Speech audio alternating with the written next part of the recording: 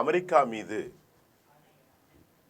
இரண்டு நாடுகளுக்கும் இடையான மோதல் அமெரிக்கா இந்தியாவின் மீது 500% வரி விதித்திருப்பதற்குரிய பின்னணி தகவல்கள் இன்டர்நேஷனல் மீடியாக்களில் வெளியாகி இருக்கிறது. இதற்கான காரணம் என்ன? இதற்கிடையில ஏற்கனவே வந்த பழைய செய்தியில் அமெரிக்க வர்த்தக செயலாளர் ஹோவர்ட் லுட்னிக் பிரதமர் நரேந்திர மோடியை அமெரிக்க அதிபர் டொனால்ட் ட்ரம்போடு தொலைபேசியில் பேசவில்லை என்பதால் தான் இந்த ஒப்பந்தம் இறுதி செய்யப்படவில்லை என்று அவருடைய பாலிசியில் அவர் கூறியிருக்கிறார். ஆனால் பிரதமர் மோடி நேரடியாக அமெரிக்க அதிபர் டொனால்ட் ட்ரம்போடு பேசாததால் இந்தியாவுடைய வர்த்தகம் ஒப்பந்தம் நடைபெறவில்லை என்று அமெரிக்காவுடைய ட்ரேட் மினிஸ்டர் ஹோவர்ட் லூட்டிக்கின் கூற்றை இந்தியா என்ன செஞ்சிட்டாங்க, நேற்று முன்தினம் வெள்ளிக்கிழமை நிராகரிச்சிட்டாங்க. இது தப்புன்னு. ரஷ்யாவிலிருந்து எண்ணெய் வாங்கும் நாடுகள் அனைத்தும் போருக்கு உதவி செய்வதாக அந்த நாடுகளின் மீது 500% வரை வரி விதிக்கும் மசோதாவுக்கு ட்ரம்ப் நிர்வாகம் அனுமதி கொடுத்தாங்க.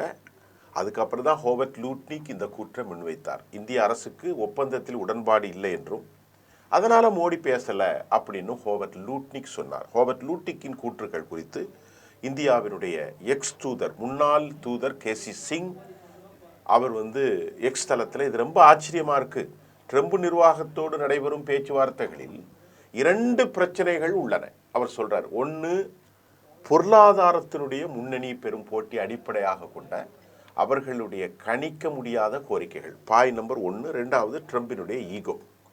இதனைத் தொடர்ந்து கடந்த மாதம் இந்தியாவின் வர்த்தகத்துறை பியூஷ் கோயல் அமைச்சர் இவங்க 2 பேரும் ஒரு ஒப்பந்தம் நடத்தினாங்க அமெரிக்காவோடு. பேச்சுவார்த்தைகள் மேம்பட்ட காலத்தில் உள்ளதாகவும் தெரிவித்தாங்க. இப்போ அமெரிக்க வர்த்தக செயலாளர் ஹோவர்ட் லூட்னிக் என்ன சொன்னார்னா, இந்தியா அவர் ஒரு நியூஸில் பேசுகிறார். அதாவது பாலி ஹாபிதியாவின் ஆல் இன் பிராட்காஸ்ட் அப்படிங்கிற நிகழ்ச்சியில் இந்தியா தொடர்பாக அவர்கிட்ட வர்த்தக ஒப்பந்தங்கள் குறித்து பேசுகிறார். அவர் என்ன சொன்னார் பாருங்க, ஹோவர்ட் லூட்னிக் எல்லா ஒப்பந்தமும் முடிஞ்சிட்டுங்க, ஆனால் ஒப்பந்தம் தயாராக இருந்தது என்றும் கடைசி கட்டமாக தலைவர்கள் குறிப்பாக பிரதமர் மோடி மட்டத்தில் பேச்சுவார்த்தை நடத்து மட்டுமே 2 தலைவர்களும் இந்தியாவோடு பேச்சுவார்த்தை நடத்த மட்டும்தான் இருக்குது. ஆனால் நாங்கள் முதல் ஒப்பந்தத்தை இந்தியாவோட தான் போட்டிருந்தோம். நான் ஒப்பந்தங்களை பற்றி பேசி முழு ஒப்பந்தத்தையும் தயாரிக்க வேண்டியிருந்தது. எல்லாம் தயாராக இருந்த நேரத்தில் மோடி அதிபர் ட்ரம்ப் அழைக்கலைங்க. அதை செய்வது மோடிக்கு ஒருவேளை சௌகரியமாக இல்லையோ, அதனால தான் மோடி அழைக்கலையோ. அப்படி அழைச்சிருந்தால் இது சரியாக முடிஞ்சிருக்கும். நீங்கள் பாருங்கள், இந்தோனேஷியாவோடு நாங்கள் அமெரிக்காவுடைய ஒப்பந்தம் முடிந்தது, பிலிப்பைன்ஸோடு முடிஞ்சது, வியட்நாம் எல்லா நாடுகளோடும் நாங்கள் கையெழுத்திட்டுருக்கோமே. அந்த ஒப்பந்தங்கள்லாம் நல்லா நடந்திருக்கும் போது இந்தியாவோடு இதுதான் காரணம். ட்ரம்பினுடைய வர்த்தக ஒப்பந்த பேச்சுவார்த்தை குறித்து இந்தியாவுக்கு எட்டப்படாத 3 வெள்ளிக்கிழமைகள் நாங்கள் கொடுத்தோம். ஆனால் இந்தியா சரியாக பயன்படுத்தலை. அந்த காலக்கெடு முடிந்த பிறகும் அமெரிக்காவு பிறகு ஆசிய நாடுகளோடலாம் ஒப்பந்தம் முடிஞ்சில்லை, அப்போ இந்தியாவுக்கே நடக்கலை அப்படின்னு அவர் தனது பதிலை இந்தியாவுக்கு மேலே குற்றச்சாட்டாக வைத்திருக்கிறார். இப்போ ரஷ்யாவோடதுல என்ன வாங்க நாடுகள் 500% வரி விதிக்கப்படலாம். அமெரிக்க அதிபர் டொனால்ட் ட்ரம்பினுடைய போர் முழக்கம், வெனிசுலா நிக்கோலஸை பிடிச்சது போர் முழக்கம், கிரீன்லாந்தினுடைய உரிமை தொடர்பாக அவர் வெளியிட்ட கருத்து, இது எல்லாமே இப்போ விவாதம் நடக்கிறது.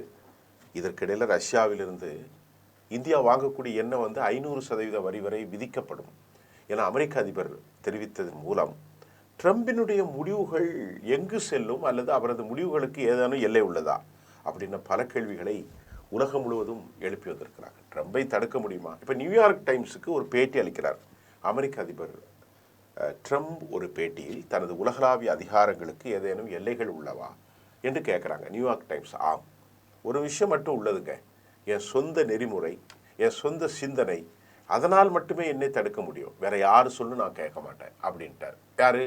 அமெரிக்க அதிபர் டொனால்ட் ட்ரம்ப். எனக்கு சர்வதேச சட்டம்லாம் தேவையில்லைங்க, நான் மக்களுக்கு தீங்கு விளைவிக்க முயற்சிக்கவில்லை. ட்ரம்ப் நிர்வாகம் சர்வதேச சட்டத்தை பின்பற்ற வேண்டுமா என்று கேட்டதற்கு நான் பின்பற்றுகிறேன், ஆனால் அதை நான் தான் தீர்மானிப்பேன். ஏன்னா எப்படி பேசுகிறாரு பாருங்க, உங்கள் வரையறையை பொறுத்தது அப்படின்னு பதில் சொல்லிட்டார்.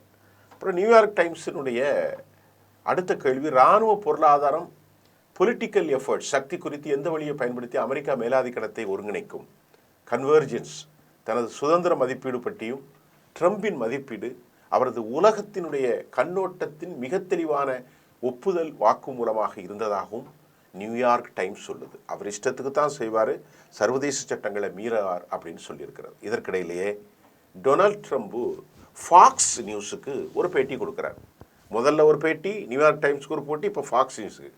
அதில் என்ன சொல்கிறாருன்னா, போதைப் பொருள் கடத்தல் கும்பலுக்கு எதிராக அமெரிக்கா தரைவழி தாக்குதலை தொடங்கும். நாங்கள் இப்போ கடத்தல் கும்பலுக்கு எதிராக ஒரு தரைவழி தாக்குதலை தான் நடத்த போகிறோம். மெக்சிகோ கடத்தல் கும்பல்களுக்கு எதிராகவும் நடத்தி வருகின்றன. அந்த நாட்டுக்கு என்ன நடந்திருக்கிறது என்பதை பார்ப்பது ரொம்ப வருத்தமாக இருக்குங்க அப்படின்னு அடுத்த போகிற மெக்சிகோவுக்குள்ள அந்த கடத்தல் கும்பல்களுக்கு எதிராகத்தான் நடத்த போவதாகவும், எங்கள் நாட்டில் ஒவ்வொரு ஆண்டும் 3 லட்சம் பேரை அந்த போதையால் இறந்து போகிறாங்க அப்படின்னு அவர் சொல்கிறார். டொனால்ட் ட்ரம்பினுடைய நேர்காணல் குறித்து இன்டர்நேஷனல் ஆய்வாளர்களுடைய கருத்து என்ன தெரிவிக்கிறான்னா, அதாவது அவருடைய நேர்காணல் ஒரு அசாதாரணமானது, ஒரு நார்மலைஸ்டா இல்லை என்று குறிப்பிட்டிருக்கிறார். நியூயார்க் டைம்ஸுக்கு அவர் அளித்த பேட்டியில் அமெரிக்கா தான் விரும்புவரை பல ஆண்டுகளுக்கு வெனிசூலாவை ஆளும் அப்படின்ட்டார். வெள்ளெல்லாம் வராது. அதே போன்று கிரீன்லாந்தின் உரிமையாளர் ஆவது மட்டும் தனக்கு திருப்தி அளிக்கும், நான் நினைச்சா கொடுத்துடணும் அப்படின்னு அவர் சொல்றார். இப்போ அமெரிக்கா வெளிப்படைத்தன்மை, அமெரிக்க அதிகாரத்தின் வரம்புகளை சர்வதேச சட்டம், விதிகள், தணிக்கை முறைகள் தன்னை கட்டுப்படுத்தாது என்பதை ட்ரம்ப் சொல்லிட்டார். அமெரிக்க இராணுவ பலத்தை பயன்படுத்திலேருந்து உங்களை தடுக்க ஏதாவது வழி இருக்கா அப்படின்னு கேட்டால் அவர் எனது சொந்த அறநெறி, எனது சொந்த சிந்தனை, இது ஒன்று தான் தடுக்க முடியும், சர்வதேச சட்டமெல்லாம் தடுக்க முடியாதப்பா அப்படின்னு அவர் சொல்லிட்டார். இது ட்ரம்பினுடைய தெளிவான உலக கண்ணோட்டம், ட்ரம்பினுடைய தெளிவான தேசிய நலன்கள் என வரும்போது அவர் சட்டத்திற்கு எப்போதுமே முக்கியம் கிடையாது. அக்ரிமெண்ட்டு சட்டம்லாம் கிடையாது. எல்லா நிறுவனங்களும் கைவிடப்படும், அதிகாரம் மட்டுமே ஆட்சி செய்யும். ட்ரம்பினுடைய உலகத்தில் சாவரின் இறையாண்மை என்பது நாடுகளுக்கோ அல்லது மக்களுக்கோ சொந்தமானது அல்ல, அதை கைப்பற்றும் அதிகாரம் யாரிடம் இருக்கிறதோ அவர்களுக்கு சொந்தமானது என்றார். அமெரிக்க எழுத்தாளரும் ட்ரம்ப் நிர்வாகத்தின் முதல் பதவி காலத்தின் போது அமெரிக்கா உள்நாட்டு பாதுகாப்புத்துறை உறுப்பினராக இருந்த மைஸ் டெய்லர் என்ன சொல்றாருன்னு பார்ப்போம். எக்ஸ் தளத்தில் அவர் பதிவு செஞ்சிருக்கிறார். தனது அதிகாரங்களுக்கு ஏதேனும் வரம்பு இருக்கிறீங்களா அப்படின்னு நியூயார்க் டைம்ஸ் கேட்கும்போது எனக்கு ஒரே விஷயம்தான், என் சொந்த அறநெறி, என் சிந்தனை மட்டும்தான், அது மட்டும்தான் என்னை கட்டுப்படுத்துமே தவிர, என்னை நிறுத்த முடியுமே தவிர வேறு எதுவுமே நிறுத்தாது என ட்ரம்ப் பதிலளித்தார். ஜான் கெல்லி சொன்னது சரிதாங்க, அவர் ஒரு பாசிசவாதி, அவருடைய மனநிலை இப்படித்தான் என்றும் அவருக்கு எதிரான கருத்துக்கள் உலகம் முழுவதும் எழுப்பப்படுகிறது. அப்போ இந்தியாவினுடைய மனநிலையை தாண்டி அவருடைய மனோநிலை, அவர் என்ன விரும்புகிறாரோ அதைத்தான் செய்வார். இதில் நியூயார்க் டைம்ஸ், அதே போன்று ஃபாக்ஸ் நியூஸ், அதே போன்று சர்வதேச ஆய்வாளர்கள் எல்லாருடைய கட்டுரையும் பார்க்கின்ற போது அமெரிக்க அதிபருக்கு சாவரின், இறையாண்மை, தேசம், ஒழுங்கு, டிசிப்ளின் எதுவுமே கிடையாது. அவர் சொல்கிறார், என்கிட்ட இருக்கிறது இராணுவ பலம், நான் விரும்பும் வரை வெனிசுலாவை ஆட்சி செய்வேன், நான் விரும்பும் வரை கிரீன்லாந்தை தூக்கி ஆகுவேன். கிரீன்லாந்தில் மார்க்கோ ரூபியோவை அனுப்ப போகிறாரு, பேச போகிறாரு, இல்லைன்னா இராணுவம் உள்ளே இறங்க போகுது. இது எந்த விதத்தில் நியாயம்? இதற்கு உலகம் ஒன்று கூடி ஒரு தீர்மானத்தை எடுப்பதற்கு பதில் யூரோப்பிய யூனியன் டபுள் ஸ்டாண்டிங்கில் இருக்கிறாங்க. ஈரான் ஒரு சாவரின் தேசம், ஈரானுக்கு பக்கத்தில் இருக்கக்கூடிய இஸ்ரேல் அணுகுண்டுகளை வைத்திருக்கிறது. ஆனால் அந்த நாட்டுக்குள்ளே நுழைந்து குண்டை போட்டு மக்களை படுகொலை செய்யும் அரசியலையும் தூண்டிவிடும் அரசியலையும் செய்கிற போது ஈரோப்பா அமெரிக்காவின் பக்கத்திலே நிற்கிறது. ஈரோப்பாவின் பல நாடுகள் இஸ்ரேலின் பக்கத்தில் நிற்கிறார்கள். ஆனால் டென்மார்க்கின் விவகாரத்தில் ஈரோப் இன்னும் கிரீன்லாந்தின் பக்கம் பட்டும் படாமலும் பேசுகிறார்கள் அமெரிக்காவுக்கு எதிராக. வெனிசுவேலா விவகாரத்திலும் கூட பெரும் கருத்தை உலகம் தெரிவிக்க மறுத்தது. இரவு தூங்கிட்டு இருக்கிற போது பெட்ரூம்குள்ளே போய் தூக்கிட்டு போனது. அவர் ஏற்கனவே நியூயார்க் டைம்ஸ்க்கு அளித்த பேட்டியில் அவருடைய கெல்லின் போன்றவர்கள் சர்வதேச ஆய்வாளர்கள் சொன்னது, அவரை பொறுத்தவரை உலக சட்டம் எதுவும் கிடையாது, சர்வதேச ரூல்ஸ் அண்ட் ரெகுலேஷன் அவருக்கு கிடையாது, இறையாண்மை மட்டுமே கிடையாது, அவர் ஒரு பேராட்டிக்ஸ், அவர் ஒரு பாசிசவாதி.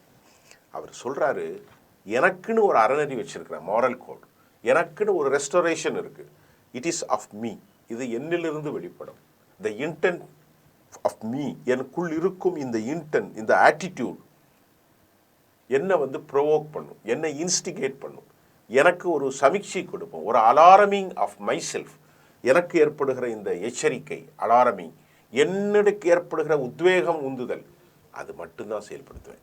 அதை விட்டு போட்டு அமெரிக்காவுக்கு இதில் ரூல்ஸ் இருக்குது, யுஎன் செக்யூரிட்டி, அதெல்லாம் கிடையாது. இப்படிப்பட்ட ஒரு தலைவனை இந்த 100 ஆண்டு பெற்றிருப்பது அமெரிக்காவுக்கு மட்டும் இல்லைங்க, உலகத்துக்கே பெரும் கேடாக விளையும். அது எந்த சந்தேகமும் இல்லை. இதை நான் சொல்லலை, அமெரிக்க அதிபருடைய பேட்டியை நீங்கள் பார்த்தாலே தெரிஞ்சுக்கிடுங்க. வெனிசுலா விவகாரம், இந்தியாவுக்கு மீது 500% போடுவதாக கொண்டு வந்த விவகாரம், கிரீன்லாந்து விவகாரம், ரஷ்ய கப்பலை பிடித்த விவகாரம், ஈரானின் தாக்குதல் விவகாரம், எல்லாவற்றையும் பார்த்தோம். இதுதான் அவங்களுடைய விஷயம். அவர் இந்தியாவுக்கு மேல் கடும் கோபம் கொண்டிருப்பதன் காரணம் பிரிக்ஸ் கூட்டமைப்பு எங்களை மதிக்கவில்லை, எங்கள் நாட்டுக்கு எதிராக சதி செய்கிறார்கள். ஆகவே தான் ரஷ்யா, இந்தியா அதை போன்று அவர்கள் செய்வதையும் பார்க்கிறோம். இது அநேக காலமாக நடக்காது. ஏதாவது ஒரு முடிவு வரும் வரை இது தொடரும். ஆனால் முடிவுகள் மோசமானதாக இருக்கும் என்பதை மட்டும் நாம் யூகிப்பதாக இருக்கிறது. நன்றி.